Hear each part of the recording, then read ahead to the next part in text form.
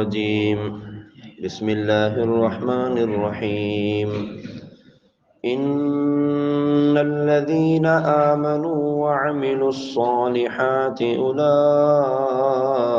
هم خير البرية۔ بے شک جو ایمان لائے اور انہوں نے اچھے کام کیے وہی تمام مخلوق میں سب سے بہتر ہیں۔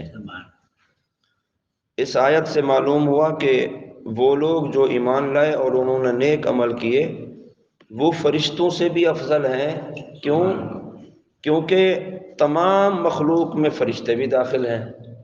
تو فرمایا جنہوں نے نیک عمل کیے، اچھے عمل کیے، وہ تمام مخلوق سے بہتر ہیں۔ اس کی تفصیل یہ ہے کہ انسانوں میں سے جو حضرات نبوت اور رسالت کے منصب پر فائز ہوئے وہ تمام فرشتوں سے افضل ہیں، جبکہ فرشتوں میں جو رسول ہیں یعنی پیغام لانے والے ہیں وہ اولیاء اور علماء سے افضل، اور اولیاء اور علماء یہ عام فرشتوں سے افضل ہیں، جبکہ عام فرشتے یہ گناہگار مومنین سے افضل ہیں، کیونکہ فرشتے گناہوں سے معصوم ہوتے ہیں۔ تو خلاصہ یہ ہے کہ آیت مبارکہ میں یہی بتایا گیا کہ جو ایمان لائے اور انہوں نے نیک عمل کیے، اچھے عمل کیے، تو وہ تمام مخلوق میں سب سے بہتر ہیں۔ تو نیک عمل کرنا یہ انسان کو بہتر بنا دیتا ہے، اچھا عمل کرنا یہ انسان کو بہتر بنا دیتا ہے۔ جزاؤہم عند ربہم جنات عدن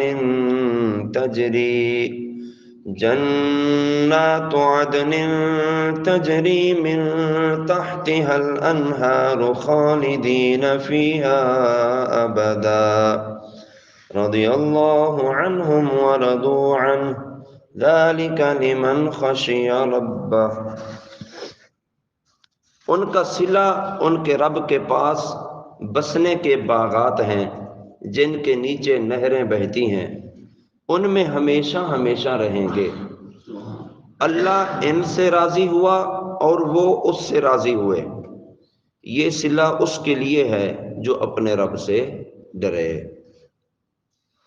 یعنی جو لوگ ایمان لائے اور انہوں نے اچھے عمل کیے ان کا صلہ ان کے رب کے پاس ہے، اور اللہ تعالیٰ انہیں جو صلہ عطا فرمائے گا وہ بسنے کے باغات ہیں جن کے نیچے نہریں رواں دواں ہیں، نہریں جاری ہیں۔ یعنی ان کا صلہ جنت ہے، اور جنت میں ہی ٹھکانہ، جنت میں ہی بسنا ہے، انہوں نے جنت میں ہی رہنا ہے، اور جنت میں ہی وہ نہریں رواں دواں ہیں کہ جس میں وہ ہمیشہ ہمیشہ ان کا بسیرا ہوگا۔ اللہ تعالیٰ ان کی اطاعت اور اخلاص سے راضی ہوا، اور وہ اللہ کے کرم اور اس کی عطا سے راضی ہوئے۔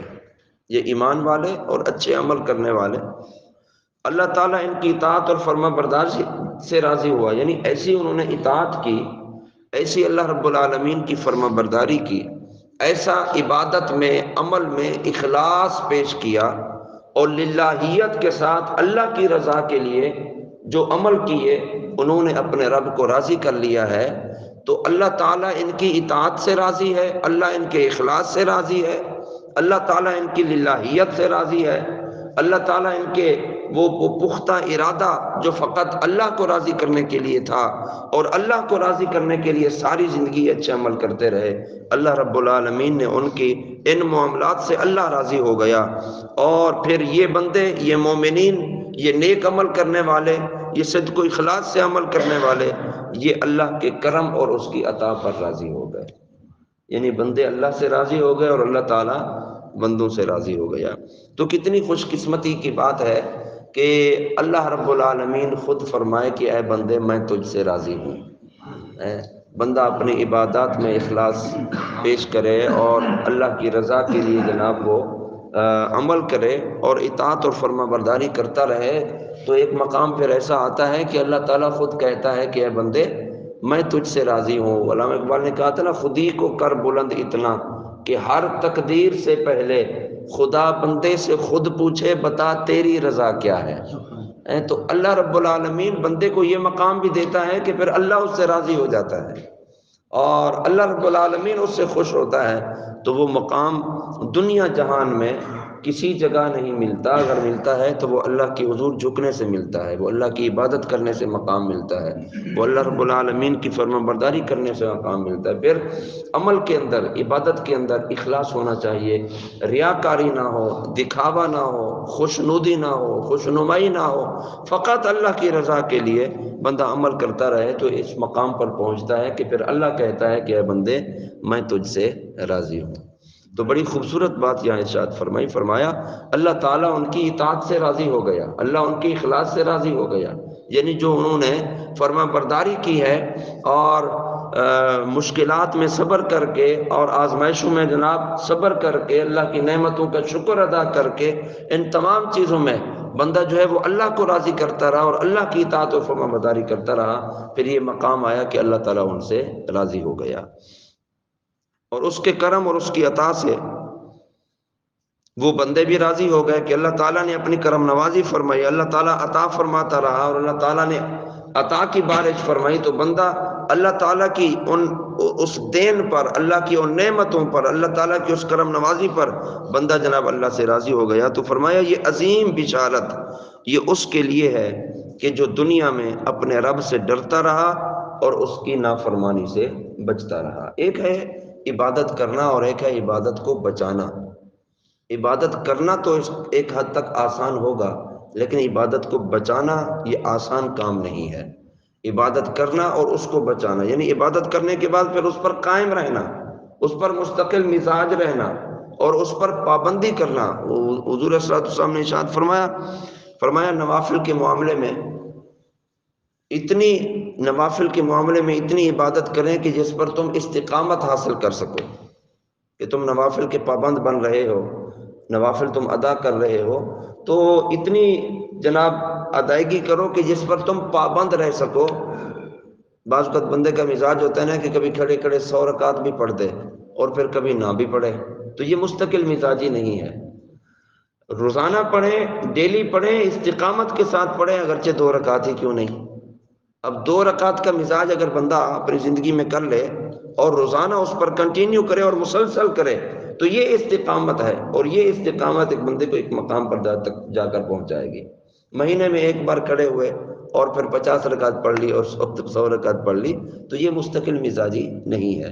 تو عبادت کرنا، پھر اس پر مستقل مزاجی کے ساتھ قائم رہنا، یہ اللہ کو پسند ہے اور پھر اللہ تعالیٰ ایسے بندے سے راضی ہوتا ہے۔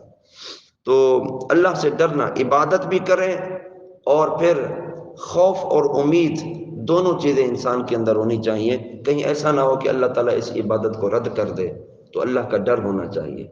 ہم جو بھی عبادت کر رہے ہیں، جو بھی اچھا عمل کر رہے ہیں، یہ ڈر بھی ہونا چاہیے کہ کہیں اللہ تعالیٰ اس کو رد نہ فرما دے، اور یہ امید بھی ہونی چاہیے کہ اللہ رب العالمین ہمارے اس عمل کو قبول فرما لے گا، اور اللہ رب العالمین نے ہی قبول فرمانا ہے، اور کون قبول کرے گا۔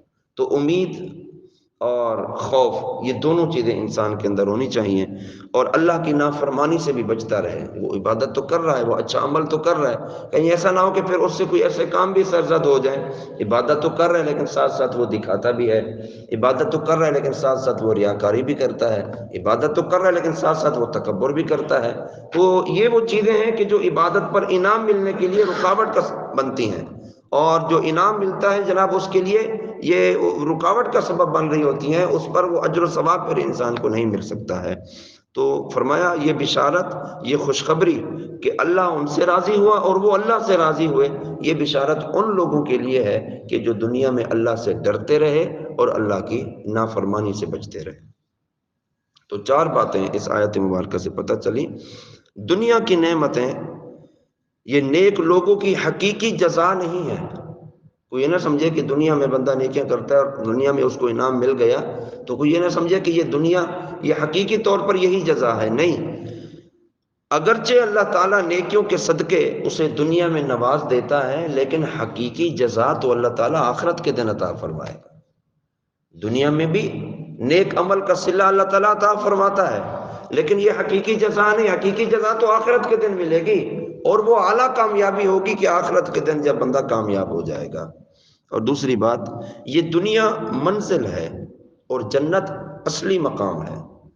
یہ دنیا اصلی مقام نہیں، یہ ایک منزل ہے، یہ ایک جگہ ہے، یہاں کچھ عرصہ رہنا ہے اور پھر چلے جانا ہے، جو اصلی مقام ہے وہ جنت ہے۔ اور تیسری بات، جزا کے لیے جنت میں داخل ہونے کے بعد نہ وہاں سے نکلنا ہوگا اور نہ وہاں موت آئے گی۔ جب جنت میں پہنچ گئے تو جنت میں ہی رہنا ہے، نہ نکلنے کا تصور اور نہ وہاں موت کا تصور۔ اور آخری بات، ہر ولی اور بزرگ کو رضی اللہ تعالی عنہ یہ کہہ سکتے ہیں۔ ویسے مشہور تو یہ ہے کہ صحابہ کرام کے ساتھ یہ لفظ بولا جاتا ہے رضی اللہ تعالی عنہ، اور اللہ کے ولیوں کے لیے بولا جاتا ہے رحمت اللہ تعالی علیہ، اور اللہ کے نبیوں کے لیے بولا جاتا ہے علیہ السلام، علی نبینا علیہ الصلوۃ والسلام۔ اگر کسی اللہ کے ولی کے لیے، کسی بزرگ کے لیے بھی یہ لفظ استعمال کیا جائے رضی اللہ تعالیٰ عنہ، تو تب بھی جائز ہے، اس میں کوئی مذائقہ نہیں ہے۔ اس کا معنی یہ ہے کہ اللہ تعالیٰ ان سے راضی ہوا۔ تو قرآن پاک میں اللہ فرما رہا ہے کہ جنہوں نے اچھے عمل کیے، نیک عمل کیے، اللہ سے ڈرتے رہے، تقوی اختیار کرتے رہے، اللہ ان سے راضی ہو گیا اور وہ اللہ سے راضی ہو گئے۔ تو یہ پیغام قیامت تک کے لیے ہے، جس نے تقوی اختیار کیا اللہ تعالیٰ اس سے راضی ہوگا۔